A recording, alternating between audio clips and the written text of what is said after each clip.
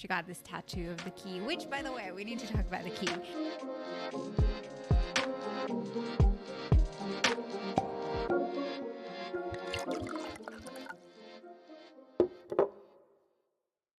Welcome back to Straight Up Book Club. Today we're going to be talking about The House in the Pines by Ana Reyes.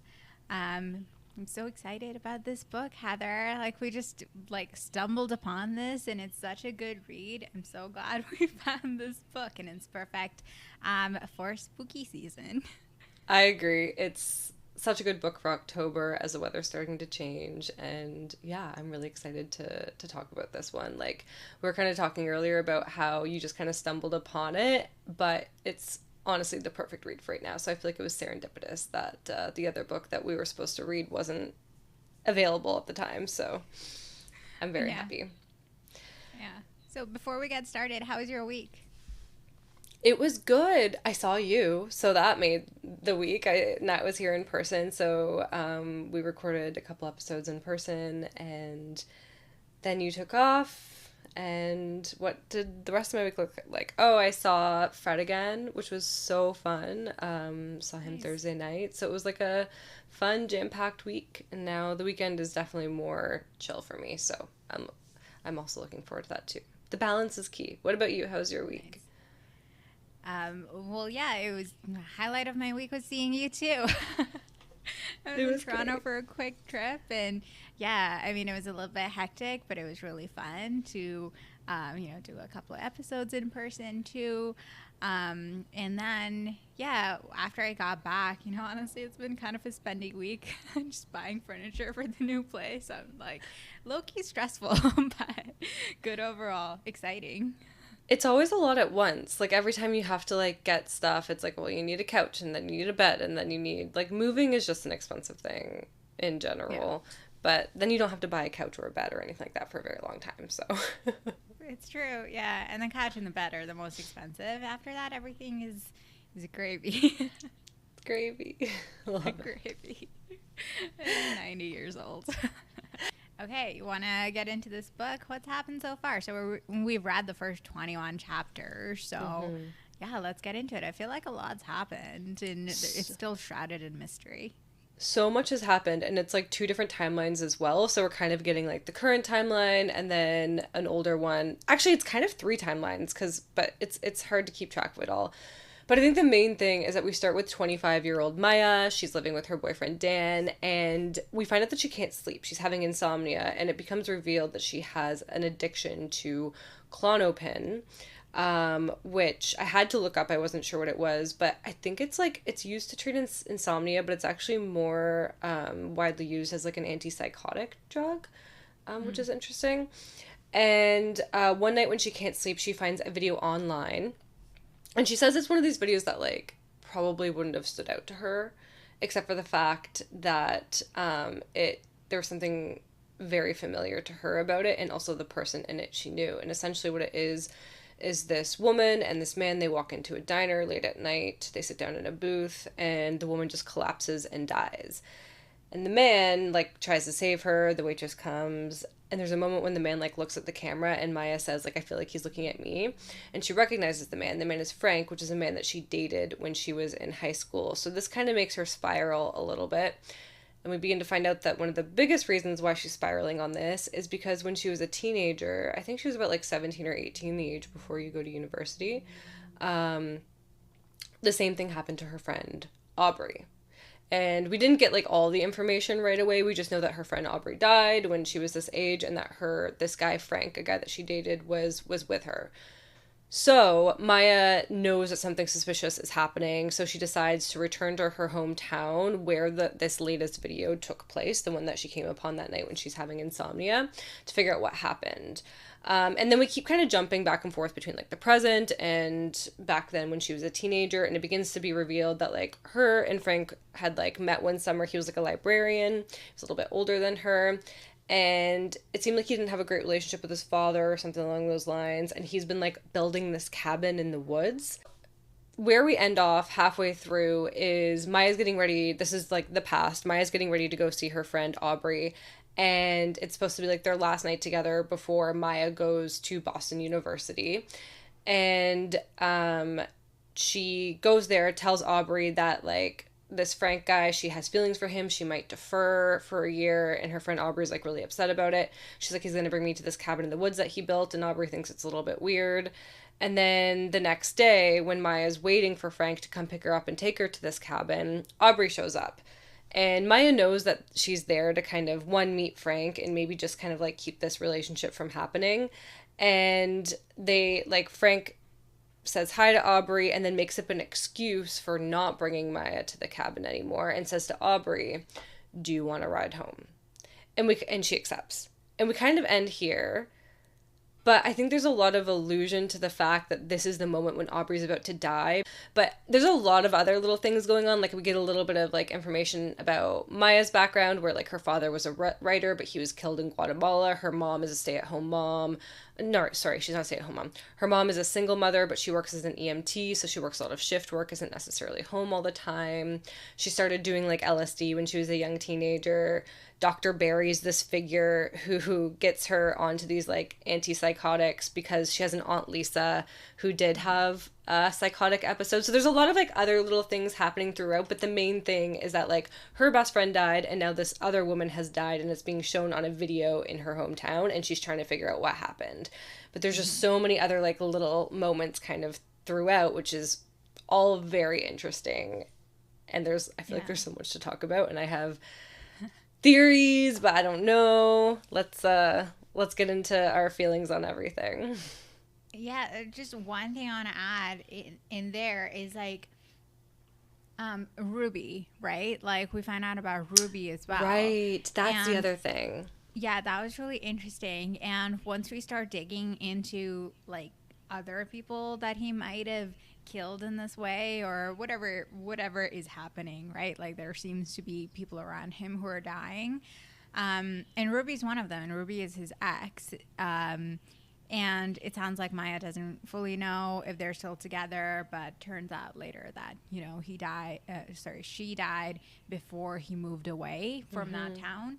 And then also his dad's dying, right? So, like, that is sort of another figure, like you mentioned, in his life who's sort of dying, and it's sort of like, is he impacting that as well? Or, you know, does that just happen to be circumstantial? And if he is dying, you know, why is his death slow and, like, lingering? Whereas the others aren't. So there's a lot of questions around him for sure. Yeah, Frank is a bit of a mysterious figure. And he's very, like, there's so many moments where Maya's trying to read him and he'll, like, like, his mood will change and Maya will, like, notice the change in the mood, but she doesn't really know what has affected this. And then it will go from, like, one day he's, like, kind of angry and annoyed to, like, the next day he seems totally fine and whatever was bothering him the day before has totally gone. Like, she's very good at reading people but not always knowing what's going on, if that makes sense. And Frank just seems like this person who's, like, a little bit unstable in regards to the types of moods that he's having or, like, the quick shifts in character. Yeah, and it's interesting because, you know, the way he's described, there's definitely something sort of unsettling about him. And then you kind of end on that moment with Aubrey, and that almost veers into it's a little bit creepy and sort of icky. But I also wanted to talk about this sort of video overall, right? Like, it reminded me a little bit of, do you remember the Hotel Cecil video? You know, it's, like, very, like... Elisa Lam. Yes. Yeah, that was her name. Yeah, you're sort of watching the situation, and you're sort of adding, you know, elements of mystery and... not spirituality, but, you know, just, like, something otherworldly to it, where it might not be, and it might also be a very, like, rational explanation. And I sort of like how this is sort of exploring that same feeling where, you know, it might just be sudden unexplained death, as she said, or it could be something more sinister. So I like that we're sort of exploring that. And I saw in your notes you mentioned the part about the, you know, unreliable narrator, and I think, like, that's such a impactful way to weave that in. Like, we don't know what's happening, and neither does she. Or if she does, can we really trust her? No, I love that. Like, the fact that at the very beginning we know that she is going through withdrawals, and her mom, who's the EMT, has said, these kinds of withdrawals are pretty strong. Like, it can lead to psychosis, it can lead to hallucinations. So we're given these facts straight up. Like, they tell us, it's very possible that Maya, what she's seeing isn't real. And there are moments where she does even doubt herself. She's like, well, maybe I am like hallucinating, because she'll have like these vivid dreams, or she'll wake up and she's not entirely sure where she is. And at the very beginning, when she's talking to her boyfriend Dan about the video, and she's saying, this is very suspicious to me. Like, I think Frank had something to do with this. I'm going to go home and figure it out. He doesn't believe her. Like, he thinks that, and I don't think that he even knows about her. No, he doesn't know about her addiction. He does know about her Aunt Lisa, though. And he knows that, mental illness in the form of psychosis, like, does run in her family. And I think he has a moment where he's being encouraging, but also like, maybe you're just like reading into this, or like seeing things that aren't there. And she becomes angry with him, but then a little bit later she's kind of like, well, maybe he's right. Like, maybe it is all in my head. So we have this main character who also doesn't really trust herself either. And I also want to talk about like this almost like dreamlike quality that this whole book has. Like, do you find that, like, it kind of goes from, it bounces timelines for one, and in the timelines it changes tenses, and the past is in present tense, which I find really interesting. And then that you pick up on this. Like, I didn't pick up on this. I don't know. I don't even know what made me realize it, but I was like, the pacing feels different between like the present and the past, but then the past is in present tense. So I was like, it gave it almost this like dreamlike quality, because you're just like moving through the moments with her and her friend Aubrey, and I don't know, there's something about this that feels so atmospheric, and I'm wondering if you felt that way as well, like that dreamlike feeling throughout the whole thing.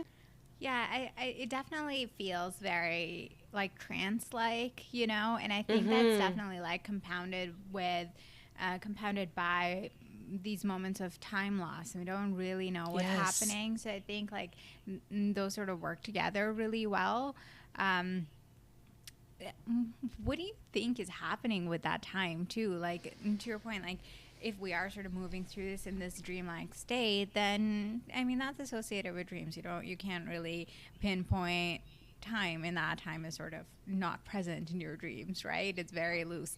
So do you think that is sort of being reflected in how she's losing these chunks of time, or do you think it's something more to do with, I don't know, is she smoking weed that's laced or something like that, or is there something, is she being drugged in some way? I was wondering that too, and I think that's a big question mark I have as we're going into the second part of this. It's really interesting that you brought up the like loss of time, and how in parallel to dreams, because it's almost the opposite of dreams, which is really interesting, because if I snooze my alarm for 5 minutes, I could have a dream that feels like it's hours long, and then I wake up and it's only 5 minutes. And what's happening to Maya is almost the reverse, where it's like she's with, and it's always with Frank, these moments with Frank. The case in point, the night that she's supposed to go see Aubrey, and it's like, I think she's supposed to meet her at like 8 o'clock at night, and she's with Frank. Suddenly she's like, oh, like, I didn't, like, there's always these mentions of the clock, and she can see like his clock in his vehicle is kind of stuck at 12, and she sees that, and she's like, well, what time is it? And he wasn't sure, and then he drops her off, and she's like, weird, like, her dad's asleep and she's in her PJs, and where's her brother? And they go up to her room, and she sees that it's like almost 1 o'clock in the morning, and she's like, wait, did I actually just lose like 4 hours of time with Frank? Like, were we that immersed in conversation? And like, it doesn't actually mention them consuming anything when they're together. Like, it sounds like they talked and they kissed, and he told her about the cabin. And I do feel, I'm like, okay, if there are drugs involved, would she not have like remembered sipping a drink or smoking a joint? Like, I'm not sure. It feels like something is happening, and Frank is in control of it. But I don't know, like, what do you think? What's your theory here? Yeah. Well, the other thing that I was sort of gravitating towards. It's like it feels like some sort of mind control, you know, like if he has some sort of powers in this like situation, is that what it is? You know, because people do seem to act really differently around him. And we find that, was it Caroline, the Caroline, the woman in the video, and she finds out later, right, like when she goes to see her friend, that she was also acting pretty differently recently. Like she was kind of flaky with her friend, and she got this tattoo of the key, which by the way, we need to talk about the key. So all of that, you know, I think there's something like he is manipulating people in a way that's not apparent yet, I think. And so you're right. That's a great point. Like they weren't consuming anything in that moment. So unless it's like a tactile sort of transfer of substance, I don't know. Yeah, I feel like it's deeper than that. A tactile transfer is a possibility, or some sort of like, you know, and maybe this is a little who's the author who does these things that are a bit oh my god, she does all the whodunits. It doesn't matter. Like it could be one of those things where he gives her a drug and then it like gives her a bit of amnesia to the point where he gives her the drug so she doesn't actually remember the consumption. Like I think that that's also a thing too. So there's a lot of possibilities out there. But I love that you brought up the key and the tattoo of the key. And then, because I that's another thing I want to talk about too, the key in the cabin, like, what is going on there? Like, we don't know much about this cabin, or we know that we know the story of Frank wanting to build it, which is like one day he gets lost in the woods, and when he does, he comes upon this foundation, and he felt protected, and he stayed there overnight, and he kind of promised himself that one day he would build this cabin in the woods as a form of protection. And we know that he's planning on bringing Maya there. It seems like she's been there before because every now and then she has these dreams where she's like in the cabin and there'll be these little moments when she alludes to it, but we've never actually seen her in it yet. And then we also see the tattoo of the key on Christina, or what did you say her name was? Christina Carolina? I'm not sure. I was thinking it was Caroline, but I might just be totally wrong. No, I think you're right. I think it's Caroline. And then her tattoo of the key, and then he's holding the keys on the night that he's at Maya's and saying, I'm going to take you there tomorrow. Like, what is going on there? Yeah. And does it have something to do with protection? Like, if this cabin symbolizes protection, then is the key, you know, another symbol of that and a way to have that protection away from it physically? Maybe that there's something there. Maybe this is all a stretch, but maybe the sort of losing time is sort of protection, like you're protecting your brain from itself. I don't know. But it did, like this whole sort of introduction of the cabin and why he starts to build it. I can't shake the feeling that I've read it somewhere. I have. It feels so familiar, but I can't find it. Like this whole idea of, you know, being lost in the woods, creating something as like a cozy space to sort of be less scared, and then returning to build it. Like those three plot points, or I mean that specific plot device is so it was there in my brain when I read it. And it's so strange because I spent a little bit of time like trying to dig this up, can't find it. I asked ChatGPT, I was like, does this exist? And it's like, no, it doesn't exist. It does all feel familiar though. This whole book has, and I think that's also a part of what I mean by like this dreamlike quality, in the sense where it's like I feel like I've been here before. Like the whole book feels a little bit deja vu, and not in a bad way where I'm like, oh, I think I've read this and it's a copy. No, it's more like I feel like I've been here before, in almost like an eerie kind of way. And maybe that's what I'm feeling. Yeah, maybe like a feeling of deja vu. Maybe if anyone's read something like this, please tell me. It's gonna stay on my mind. It's gonna haunt Nat forever. We have to figure this out. Like the cabin. Another thing that I really wanted to talk about is Dan. So Dan is Maya's boyfriend, we meet him at the beginning. He is studying to be a lawyer. He seems like he's this like very nice person, very sweet. And Maya, he stood out to Maya because they had like spent a whole night talking at a party, and Maya's very used to like doing drugs and you know, drinking a lot with people, and she found out afterwards that he was sober that whole night, and she's like, oh, he actually like just wanted to talk to me out of like, you know, pure thought and his own, you know, his own free will, and it wasn't like, you know, substances kind of clouding his judgment. So that kind of struck her as interesting, and they just kind of got along and went on from there. And he seems very nice from everything she says, but then there's also these like weird moments that to me seem a bit strange. Like when she is bringing up Frank in the video and he is questioning whether or not, you know, she's mentally there. And then also when she was meeting his parents and she had like drank too much and got sick and she said she had the flu, went to bed that night. She booked a ticket to her hometown, told Dan this, and he's like, "Are you sure you should go? Like, why don't you just stay? Like, you haven't been home in a long time." She's like, "No, it's already booked. I have to do that. I'm going to walk to the station." And then Mm-hmm. she doesn't hear from him. And she kind of, there's a moment where she's like, "Oh, I thought it would be Dan, but he still hasn't messaged me since I left." Did you not Mm-hmm. find that was weird? Like, if he's this, like, caring, sweet person, wouldn't he be checking in on her? Especially after she's seen this video, like, if he's actually worried that she might be having, like, psychosis or something, wouldn't he be making sure that she's okay? Like, there's something weird about Dan, and I haven't put my finger on it yet, but he's a little camp sus for me, but I'm curious to know what your impression of him was. That's a great point. He does seem really distant. Yeah. And um, I think I'm thinking that it has something to do with his family. Like, she left in a Mm. very, um, it was a low for her, right? Like, the night before was Dan's mom's birthday dinner, and Maya drinks a little bit too much, and she's still like going through that withdrawal period. So she ends up puking sort of in front of them, and like you can tell like Dan's mom is like really cold towards her about this. Mm-hmm. And I think, you know, and there's been some mention before that too of how she's maybe not getting along with his family in the way that she hoped. They just can't find that connection point. And maybe it has something to do with that. Like Dan's feeling pulled between, you know, these Mm. two like parts of his life.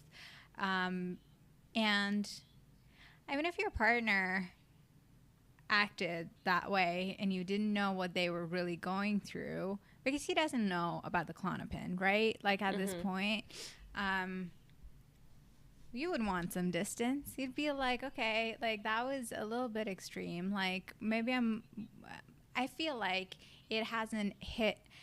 I don't think he's worried about her right now. I think he's more sort of like, you did something that wasn't cool and I need some space, maybe. Mm. Um, so yeah, I don't. The part about the psychosis, I don't think that. Did he say that? Was there? Did they discuss that? He didn't say, "Oh, I think that you're having a psychotic episode." He said, he alluded to the fact that he doesn't think that Frank is actually suspect, that she's kind of like blowing this all up in her head and like maybe she's I think, and he didn't even like allude to her I'm totally like filling this in, but I think Maya is intuiting from him that he thinks that she's not fully there, or like Mm. maybe like not thinking rationally, at least like even if he doesn't isn't alluding to like her aunt or anything, like she's, and she might be projecting. I mean, whether it's true or false, like she is projecting because she doesn't actually know what he feels here. He hasn't said fully out, besides the fact that he like, is it like maybe she's reading too much into the whole Frank thing, but I think that like the way that he responded to it made her worried, made her question herself, I guess is what I'm looking for. And I'm like, you know, should a partner make you feel like that, like you're questioning yourself? I'm not sure, and maybe I'm reading too much in it, but I'm also like, a part of me is like, Okay, yeah, she got really drunk and threw up, but like as a family, they were drinking a lot together. Like they got there, they like wanted a daiquiri, then she was like, I would fill up my wine when they were filling up theirs.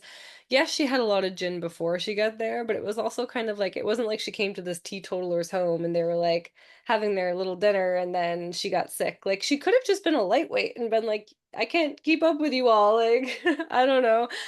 I felt like it Yeah. was just a bit, it was interesting though. Like his mom just seemed kind of cold. And because there's a Hmm. moment where it's like when she was getting sick and the mom was like, "Do you need a glass of water?" And it's like she said without any warmth. And it's like, okay, clearly she already doesn't like her. And I'm not sure Yeah. why. And it could just be like family dynamics, who knows? But yeah, it's interesting that Hmm. like there was so much of Dan at the beginning and now he just seems to be kind of disappearing. And yeah, I'm interested to see if he comes up again and what's going on there. Yeah, I agree. He's not being supportive for sure. And on uh the family side of things, I think there's a lot of, judgment there already. So I think this is just like coming to a head now. Mm-hmm. Mm-hmm. Yeah, I mean, I am interested to see where it goes. But what you said about, is he connected?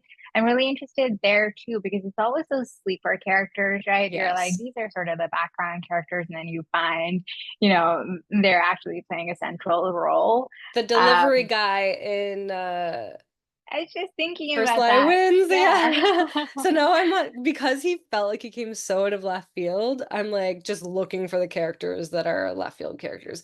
Maybe Yeah. it's the mom. Maybe the mom is like poisoning. No, I don't think that's it, but it's now I'm looking for anyone. I feel like that episode of The Office when they do like a murder mystery and Dwight figures it out and he's like, this person was the most suspicious and this person was the least suspicious, but Phyllis was medium suspicious, and it's always the person who's medium suspicious. It's a great theory. A great That's way to how live I your watch life. everything now. So there's a lot happening. Um And at this point, we really don't know. Like Aubrey hasn't even died yet. I can't wait to like start the second half of this. Like I think as soon as we're done, I'm gonna start because I didn't want to stop but I had to. What do you I think, know. Nat? I really wanted to keep reading last night too. I'm like, no, I'm gonna practice some restraint. So I'm excited to read the rest too, and yeah, figure out what's going on with all of these characters. Is Dan gonna be related? What happened with Aubrey? Where's the time going? Is Maya having bouts of psychosis, or is she the one keeping it real and everyone else is playing with her mind? Who knows? I'm excited to Yeah. find out. All right. Well, join us next week and get caught up, and we'll talk about the second half then. See you, book club. See you then. Bye. Bye.